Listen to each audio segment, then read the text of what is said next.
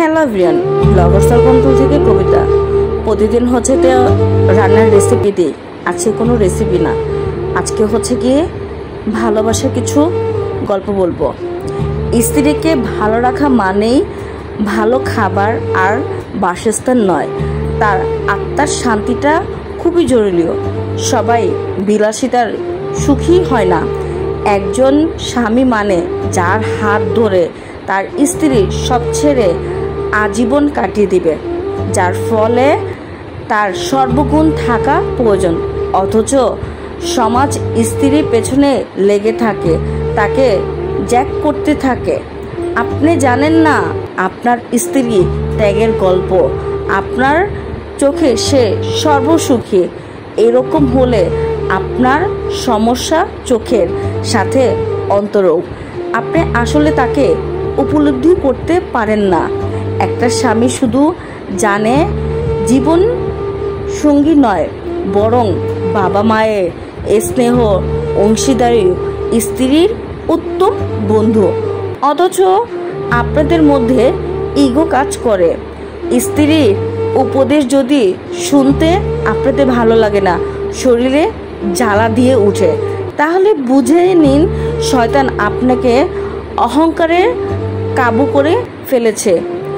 স্ত্রীর প্রতি যেমন স্বামীর কর্তব্য রয়েছে, ঠিক তেমনি স্বামীর প্রতি স্ত্রীর পূর্ণ হক রয়েছে। সংসার জীবনে কোহল আসবেই, কিন্তু সেই কোহল ধরে যদি থাকেন তাহলে সেই সংসার জীবনটা বিষাক্ত করে দেয়। জীবন কেটে যাবে, কিন্তু জীবনে কাটা গায়ে লবণ ছিটা দিলে যেমন মলম দিলেও সেই কাটা ঘাটা শুকাবে না। স্ত্রীকে অনুভূতিগুলো তার হয়ে ভাবলে বুঝেন তাকে।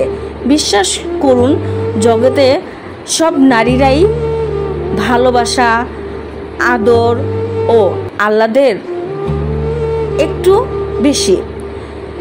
এসব দিয়ে প্রতিটি নারীকেই খুব সহজে কাবু করা যায়।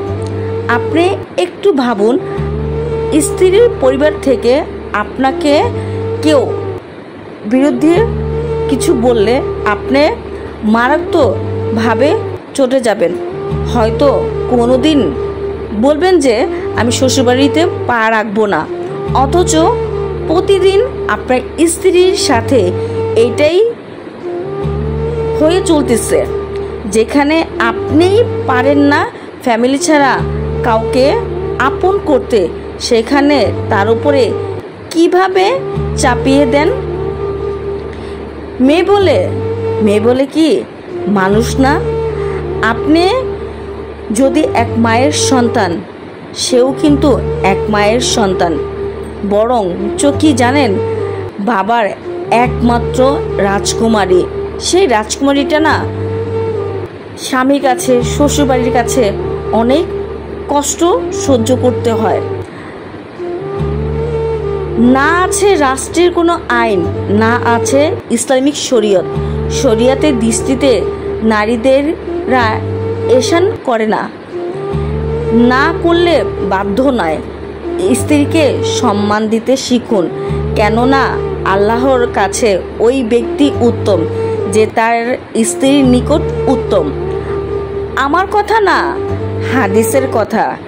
একজন স্বামীকে খুব বেশি সাপোর্ট হতেই হয়।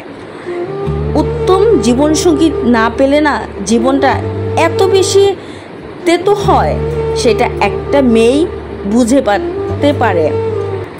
এটা ঠিক, সব নসিবে সব জোটে না। ঠিকই আমাদের সমাজে সব নারীদের কপালে সব কিছু সংসার জীবনে জোটে না, কিন্তু থাকে না অপূর্ণ। চলুক এইভাবে, এইটাই কয়েকটা দিন। মৃত্যু আসলেই তো সব শেষ হয়ে যায়। দুনিয়ার কষ্টের বিনিময় আমরা আল্লাহর কাছে সুখ চেয়ে নেব পরকালে, যাতে আমরা স্বামী স্ত্রী যাতে আল্লাহর কাছে পরকালে যাতে সুখী হতে পারি। যারা যারা আমার ইউটিউব চ্যানেলটা সাবস্ক্রাইব করেন অবশ্যই সাবস্ক্রাইব করে পাশে থাকা বেল বাটনটা প্রেস করে দিবেন। আজকের এই ভিডিওটা অনেক মেয়েদের সাথে মিলে হয়ে এগিয়ে যাবে ইনশাল্লাহ। আর কমেন্ট করে জানাবেন। আজকের জন্য আল্লাহ হাফেজ।